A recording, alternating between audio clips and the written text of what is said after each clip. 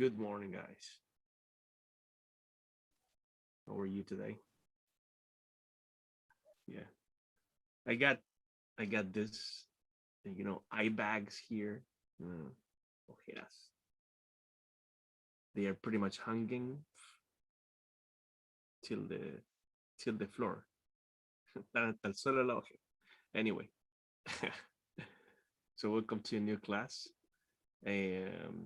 And I would love to have like more energy today, but it's kind of hard to transmit that energy. Anyway, we're gonna have a class today. And if you give me just 1 second, I'm going to open one of the documents here so that we can start the lesson. Give me a sec.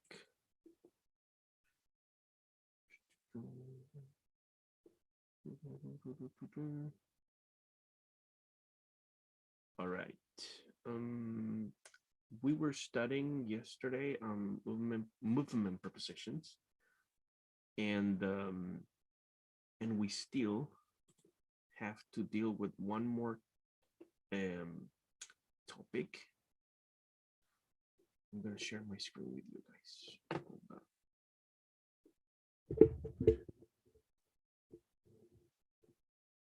Se me escuchan bien, ¿cierto? Sí, ya. Yes. Okay, thanks a lot.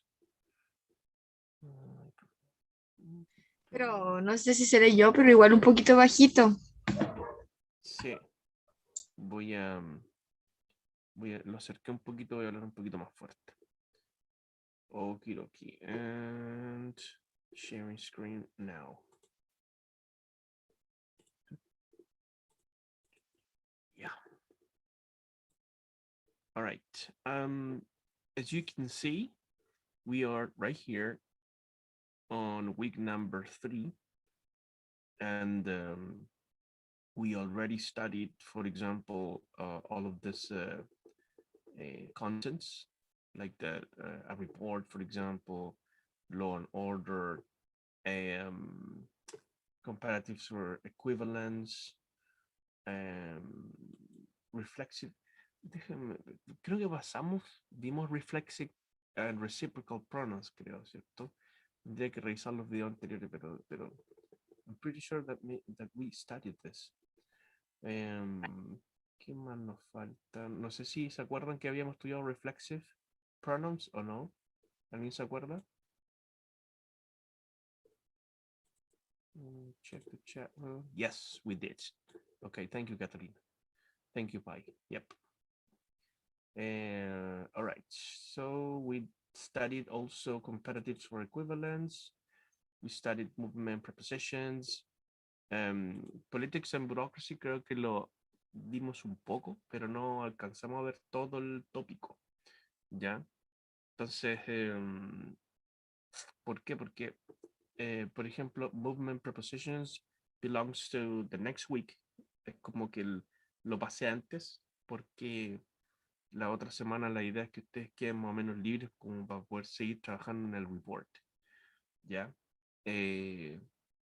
Como es de receso, por costumbre normalmente los estudiantes, claro, se ponen a trabajar en algunas cosas, como no hay clases sincrónicas, pero algunos, digamos, simplemente descansan, lo que me parece bien también, ¿ok? Que descansar la mente, el cuerpo, y todo eso. Así que, entonces, para la semana siguiente de la de receso, sería, digamos, el envío del report. Tendríamos que terminar de ver, ¿cierto?, los tópicos de English, in this case, vocabulary in use, y tendremos que terminar con zero, definite and indefinite articles, ¿ya? Entonces, veamos vocabulary today, ¿ya? Adelantemos un poquito, digamos, para la semana subsiguiente. Javier, dime. A todo esto con la semana de receso y considerando que, bueno, yo por lo menos voy a empezar a trabajar el report en ese momento. ¿Esta es la rúbrica lista ya? Good question. Good question. Déjame revisarla porque se trabaja con otro profe. Entonces, vamos a ver si le hice algunos cambios. Les digo al tiro. Rubric. Aquí está.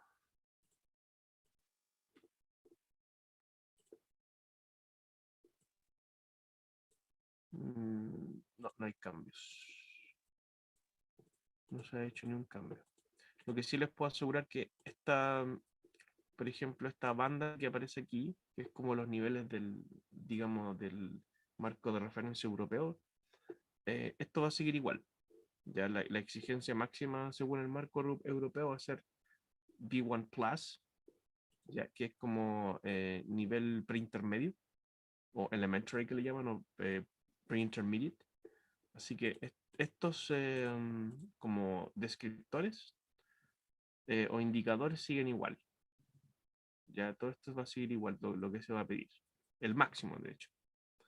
Estos puntajes, digamos, yo los voy a modificar, ¿ya? Porque vamos a dejarlos todos en 4 puntos. Todo en 4 puntos, ¿ya? De ahí si el profe me da una indicación, yo le digo de por qué lo hice, pero básicamente lo hago porque lo estoy estandarizando con otras rúbricas de otras secciones y incluso de otro año, porque es mejor dejarlo todo más o menos igual, a no ser que se justifique el cambio. Entonces tendríamos 1, 2, 3, 4, 5, 6, 6 por 4, 24 puntos. Ese es el máximo. Y solamente esto es por instrucción de la coordinadora de lengua inglesa, no vamos a usar el 0,5, vamos a usar notas completas, pero en ese caso voy a tratar de, digamos, de beneficiarlos lo más posible, ya porque a veces como hay márgenes muy largos, pues, entre 23 y 24 puntos se pega un salto grande la nota, ya, entonces voy a ir jugando con eso y cuando yo corrija los reports, eh, aparte de que diga la nota, les voy a indicar por qué les puse esa nota, ya, así como, digamos, por qué puede haber, no sé, pues, alguien tuvo 23 puntos y tuvo, no sé, pues, un 6,7 y otro tuvo un 6,8. Si yo para justificar eso, es que aquí hubo este elemento que faltó, pero sí estaba este elemento y en este otro caso faltaron 2 elementos, pero estaba esto. ¿Se fijan? Porque puede que pase eso, ¿ya? Porque lo otro sería yo estandarizar todo nomás y 23,167 por darte un ejemplo y así me evito todo el tema. Pero ahí lo voy a ver, lo voy a ver con el otro profe, ¿ya? Cosa de que no hayan diferencias, por ejemplo, yo les mostré la escala, parece la otra vez, y sí, pues se pega un salto de 23 a 24, como cuatro digamos, puntos decimales en ese caso. Entonces, veamos. Escala de notas. Creo que les había mostrado las escala de notas. No me acuerdo, pero así más o menos los voy a evaluar para que vean. El 70, ya eso nada que hacer. El puntaje es 24.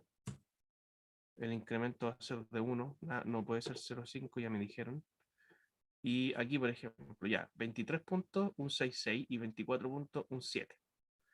Entonces, hay como 4 puntos decimales en este caso. Entonces, yo podría poner un 6,6 o podría poner un 6,9. Pero ya hay una gran diferencia, porque yo tendría que justificar la diferencia que hay teniendo el mismo puntaje. Entonces, yo creo que lo más probable es que con el otro profe acordemos en que 23 puntos es un 6,6 y era. Porque si yo empiezo a poner notas intermedias, tendría que usar el 0,5 entre medio como para que fuera más justo, pero me dijeron que no, tiene que usar la nota completa. Entonces, ok, lo voy a dejar entonces, lo más probable es que lo deje así nomás tal como está aquí. ¿Ya? Para que sepan. Sí, bueno, hablando de esto y con respecto en la educación media, ustedes saben que se ocupa hasta el 60%. pero la universidad como que esto se pega un salto en la exigencia, ¿ya? Eh, y esto está por, como les digo, el 70% es por reglamento, nada que hacer, es como el marco legal, o sea, de la universidad. Así que eso, para que se fijen bien, ¿cierto? En que los puntajes igual como que eh, son bien, como te dijera, mm, está bien maldita la escala. Ya me lo han dicho antes ya, pero yo les digo, pucha, ¿no? ¿Qué les voy a hacer? Pues les digo, sí. Es lo que hay, es lo que la coordinación dice y ahí si yo me voy en contra de eso, me va a ir mal, ¿ya? Y ya lo he hecho antes. Así que ya me han dicho, profe, usted tiene que respetar los acuerdos, listo, nada que hacer. Ok, entonces, dicho esto, ya esta es la rúbrica entonces definitiva que vamos a ocupar. Qué bueno que haya tocado el tema, compañero, y va a quedar así, ¿cierto? Veamos, ¿qué otra cosa? Las guidelines creo que ya se las había mostrado para el book report. Ya, déjenme ver al tiro si le voy a cambiar algo porque así para que vean que todo esto es transparente. ¿Dónde está la? Aquí está la guideline, ¿cierto? Habíamos dicho que esta nota valía 40%, si no me equivoco. Sí, esto está aquí, está bien. Extensive Reading Animal Farm. Ya, sí, esto está bien. De 500 a 800, sí, está bien. Times New Roman. Sí, todo está bien. En este caso, las guidelines, ¿cierto? Los requerimientos están todos ok, para que los echen una revisadita. ¿Ya? ¿Qué más? Tenemos, ¿cierto? Que hoy día tendremos que estudiar Politics en Bureaucracy, sí. ¿Ya? Vamos a tratar de cubrir lo que hubiéramos visto la próxima semana, ¿ya? En teoría. Y así, incluso si adelantamos cosas, así no vemos tanta materia la semana, digamos, de la entrega. O sea, nos dedicaríamos solamente como a revisar, digamos, los drafts o revisar las versiones finales del Animal Farm y todo eso. Recibí un draft, ya, hoy día lo reviso, no había tenido tiempo, pero hoy día voy a revisar, por ejemplo, los que me envíen como avances, ya, los voy a comentar por Google Drive, se los voy a mandar de vuelta, ya. And this is it. Ya, cualquier cosa me habla nomás por el chat o el micrófono, ya. Entonces, we're going to study vocabulary today. This one, vocabulary use. Here we go.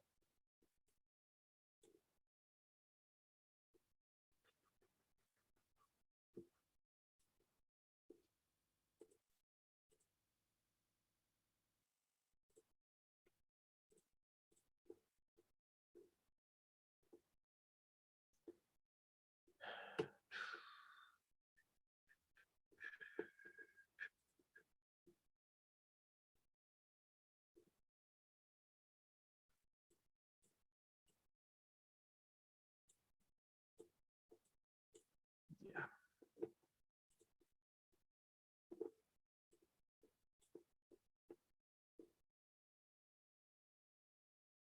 Here we go. Here we go. So the last thing we started was about politics. I remember politics, law and order, crime, politics. Yeah, we were dealing with politics, so we're gonna retake from this topic and then continue with bureaucracy. All right, and here we go. This is chapter 82. Chapter 82.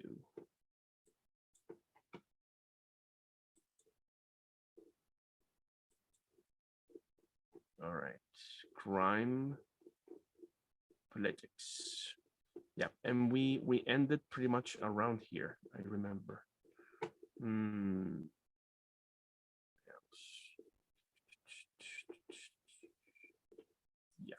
we're gonna zoom it in this case.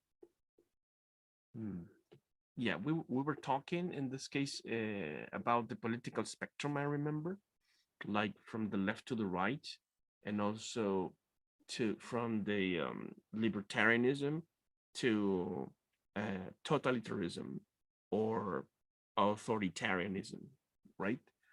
And we analyzed that the political spectrum is way bigger. It's not a binary, based spectrum. It's not only left or right. It's pretty much like more complex in this case, because you got like more axes, like one vertical and another which is horizontal. So in this case, you can maybe place your ideas in this let's say plan, right, in this spectrum. So in this case, we can understand, I think, better the political phenomena in around the world. We said that there are 4 types of government, pretty much, and some combinations of them, like monarchy, republic, democracy, and dictatorship. Okay, and sometimes we got these hybrids that you can see around the world.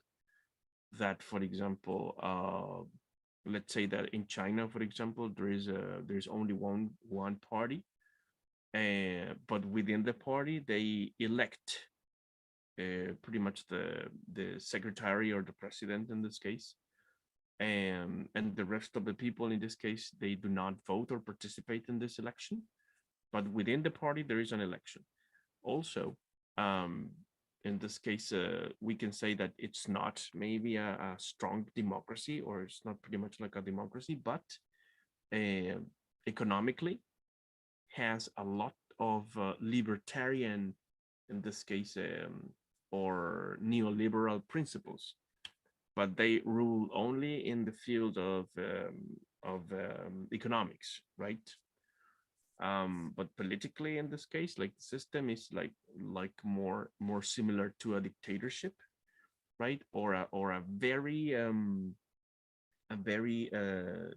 small republic, right?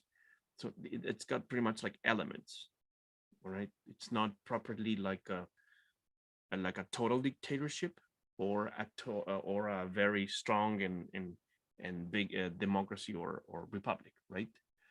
I remember that one of the countries in Asia, some of the countries, they still got monarchies, like, for example, Thailand, if I don't mistake, they still got a monarchy.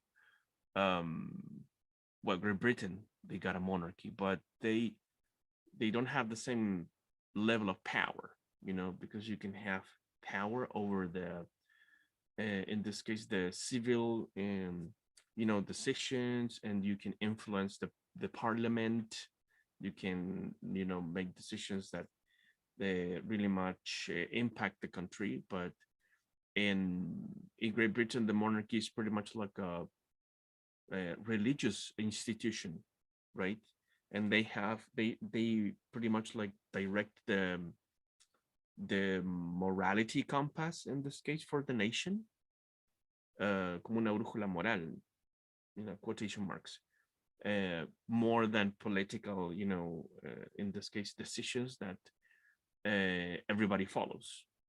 That's not the case in the United Kingdom.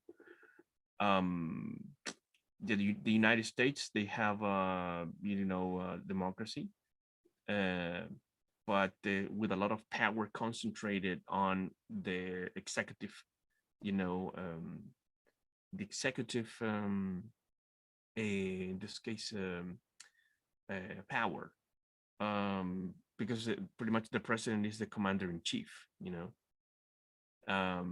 so in this case, the president in the United States, he has a like military power in this case, because he says, I mean, you should attack this country, or you should press the button to send the nuclear bomb, so it's the president of the United States got a lot of power in this case. In Chile, for example, we have a democracy, like on the paper, but of course, when when the power starts to, or when the executive power starts to influence the other institutions,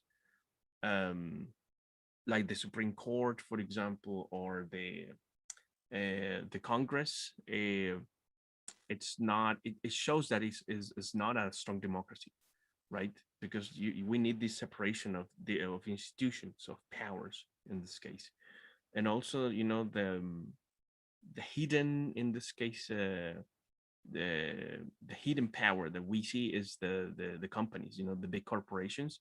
They pretty much rule a lot of the situations, and they influence the Congress, the executive power, the laws, etc. So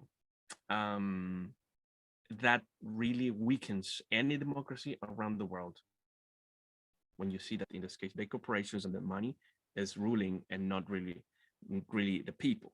Okay, so I can say that maybe we are living in a democratic crisis around the world. Okay, all the democracies are kind of weakened. In the United States, we saw the attack on the Capitol, and that pretty much weakened the democracy in the United States, and had an impact around the world. I'm gonna read the chat. Chile is not a democracy, a representative republic. Yes, I think it's a very interesting opinion, Benjamin. I agree with that, in the sense that it's a state governed by representatives, like today. We're trying to change that thing through the new constitution, of course, because the people need more participation in this case. Like a democracy, of course, has elements of a republic and vice versa. But the problem in Chile is that, yes, we are a republic, but our representatives in this case are not really like representing the people's will. Can I say something? Sure. Yeah, right. Here in Chile, we got a representative republic because the people only select the characters in the government, but we don't got a decision or opinion. We need take a blind confidence in the government. But the ideal of democracy is unavailable. Is the word? Unavailable. Yeah, it's unavailable because with the 100% democracy, we needed all the people in the government, all the people in politics, all the people in all decisions for the country, or for the people and by the people, and that is one hard of take, because nobody is gonna be agree with all ideas. We take a lot of work, China says it's democracy, but China is not a democracy. And it's like all the countries, and in United States, when the government has a problem, so our democracy and the more libertarian people, and we cannot stay agree with one idea. So for me, for my opinion, the ideal of democracy is unavailable. We can take a 100% democratic republic. For Thank you, Benjamin. I think it's a very interesting point of view, and yeah, I pretty much agree with the things you say, because in my personal opinion, also, I think that we are really far away from a real democracy right now, really far away. Because in a real democracy, people participate in big decisions, right? Like, for example, should we, for example, in this case, have we should have a plebiscite about pretty much every important thing in Chile. Should we have, for example, in this case, a law of free abortion? That's a decision on the people, right? Should we have death penalty? That's a decision on the people. Should we have, for example, instead of a president, a prime minister? That's a decision of the people, you know? So I pretty much agree with what you say, Benjamin, because we can have elements of course, of our republic and democracy, but the only way to strengthen a country, the soul of a country, is letting the people make decisions, right? If not, it's going to happen what's happening right now, which is that people don't trust in their representatives. Okay. And yeah, I think we need to have a strong change of mindset, like in general, and start trusting and believing in the popular decisions, the popular will. If we make mistakes, it's on us. It's on everybody. It's everybody's responsibility, but we need to make decisions as a people, not letting the representatives make the decisions only. And I think that in that case, we can have a different country, absolutely a different country. And in that way, the big corporations are not going to have the power that they have today, right? All right.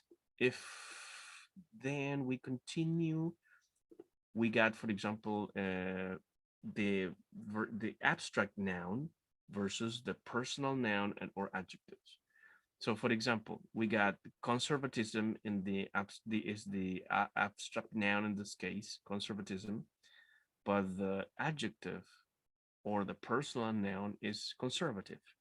So normally we say, for example, the conservatives in Chile, for example, they support blah, blah, blah, blah.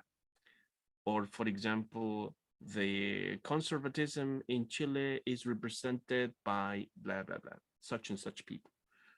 In the case of socialism, that's pretty much like the ideology, the abstract noun, the concept, and the person is a socialist. So we can say the socialists in Chile are, supporting this law, blah, blah, blah. Social democracy is another concept. And then the person in this case is a social democrat. Also, we can use it as an adjective. For example, the social democrat, for example, congressman. Los congresistas socialdemócratas, the social democrat congressman or congresswoman. Liberalism, communism, fascism, and then the respective, in this case, adjective or noun: liberal, communist, fascist. Okay. Political positions in this case. I'm going to ask maybe somebody who can help me with the reading. And I'm going to make it bigger so that you can see better. 250. There you go. Silken, are you in? Yes. Okay. Can you help us, please, with this section, political positions? Political positions. What does it mean to be a socialist or a conservative? Often, wait, 1 minute. It's okay. It's okay. Don't worry. Often it means different things in different countries, but in Britain we often talk about someone's political position like this: left wing on the left, socialist; middle of the road is the center, liberal; right wings on the right, conservative. Thank you very much. Thank you very much, Silken. Good job. Okay, so this is pretty much the It's a very simple, in this case, map, or a description of the political environment in Great Britain. Okay, you got the Labour Party, which are pretty much like socialists, and a couple of communists.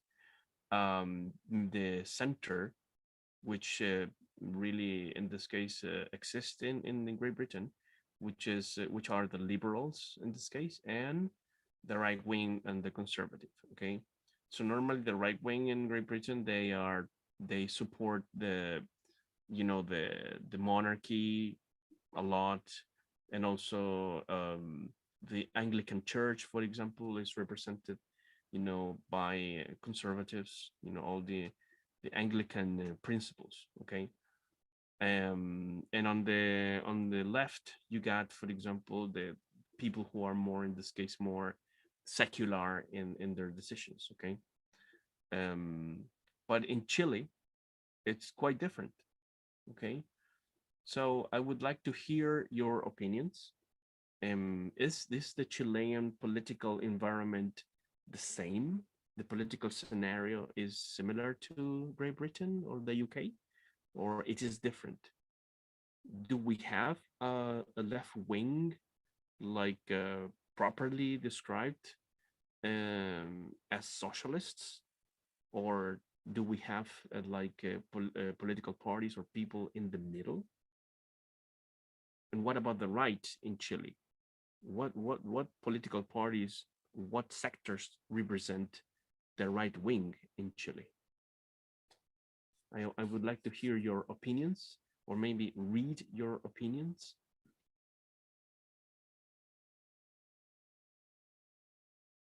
Tomás, please go ahead. Yes, I think that in Chile, our politics are very polarized. So there's almost no one that's in the middle. Mm-hmm. Right. Okay. Interesting. That is not same for the political system. It's also something that damages it. Mm-hmm. Mm-hmm. Interesting. Interesting. Yeah. If you, for example, analyze the political parties, thank you, Thomas, for your contribution.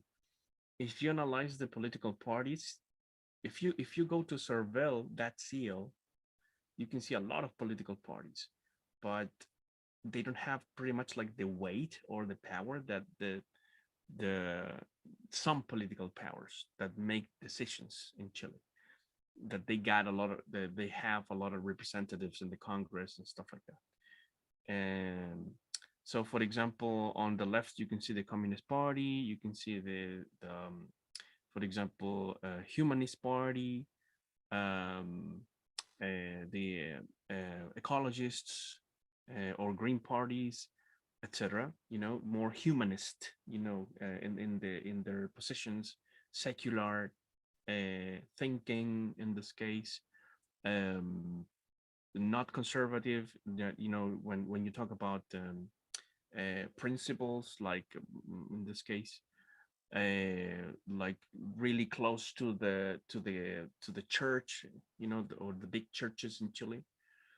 That in Chile, the Christianity is pretty much like a tradition, and within Christianity we have a lot of different denominations, a lot of different churches.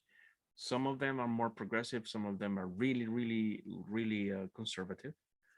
But I think that also religion is a big issue in Chile. A lot of people belong to different denominations. There are also, of course, atheists, and also people who believe in other, have a different belief system, etc. But they are pretty much like minorities. But when we talk about politics, we need to separate, the separation of the state and the church. In Chile started in if I don't mistake, it's in year 1921, 1920, something like that, around that year. But and it was, in this case, it was supported by the liberals at the time, supported by the left, by the left wing. and the independence of Chile was supported by pretty much the Masons and pretty much like liberals, which were the revolutionaries at that time, you know.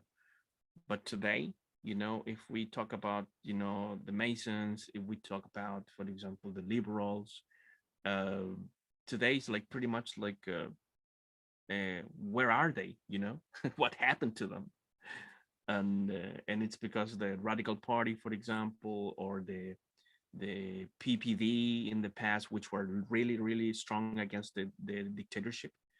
Um, uh, we don't see them. You know, they don't have like the power that they had in the past. You know, the Socialist Party was so strong against the dictatorship, but when we started like our democracy, um, you know, the political system, in this case that we are living today, um, they they lost power, and it's because the society changed, you know.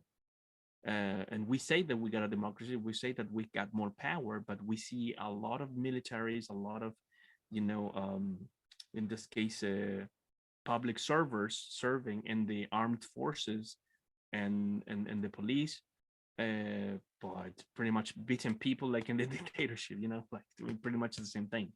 So it's the Chilean, in this case, scenario is kind of complex, you know. There is polarization, yes. I think that and I think that maybe the reason that we are so polarized is because we haven't seen like real solutions for the social, you know, social problematic, you know. And so people start to say, well, I don't believe in political parties, but my ideologies, my ideas, you know, my heart is very much with uh, these kinds of ideas, you know.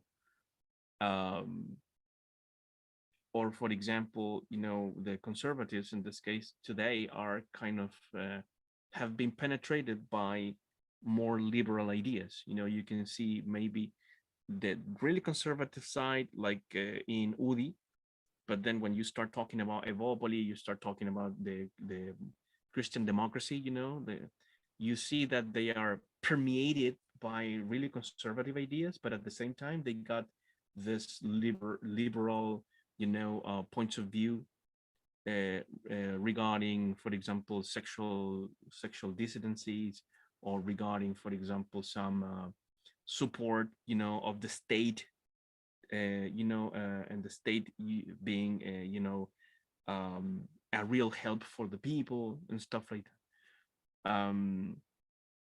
But on the left, you see, for example, that some parties like the Socialist Party that ruled the country for several years. You know, we had two socialist presidents, and many things, of course, were a little different.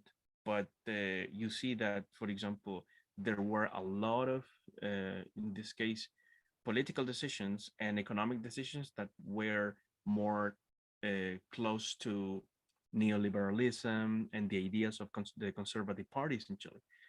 So you say, okay, why did the socialist presidents, you know, choose this approach? And it's because the corporations and also the armed forces, the militaries, the army, the navy, etc., they were moving their threats behind, you know, like influencing the decisions of the powers, because they were afraid, you know, like if we just have a stronger state over the economy, um, we can become a socialist country and stuff like that.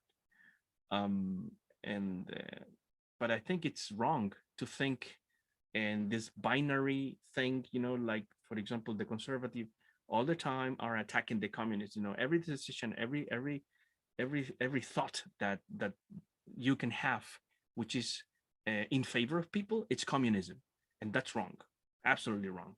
So, but that this binary, you know, logics is a fallacy, in my personal opinion. Uh, that the conservative side saying that everything is communism, on the other side, for example, maybe it's technically wrong to say that every decision made by the conservative parties is fascism. It technically is wrong, right? But we can say that they are conservative decisions, you know, liberal in the economic spectrum, but really conservative when we talk about, you know, moral decisions. If we remember and analyze fascism and the Nazi party, they had a really strong state, you know, pretty much controlling everything. So that we're talking about totalitarianism and authoritarian governments when we talk about fascism and when we talk about the Nazis, you know, the Nazi party. So in this case, I think we need to maybe a bit more the spectrum when we analyze the right wing, because it's true. There is fascism in their ideas, but it's not pretty much everything, right? So, but this, I mean, in this case, I'm not declaring like a political decision in a political stance. In my case, I'm just analyzing the political spectrum, right? What else? Elections. Anybody would like to read this section? In a democracy. Yo, Election? Please.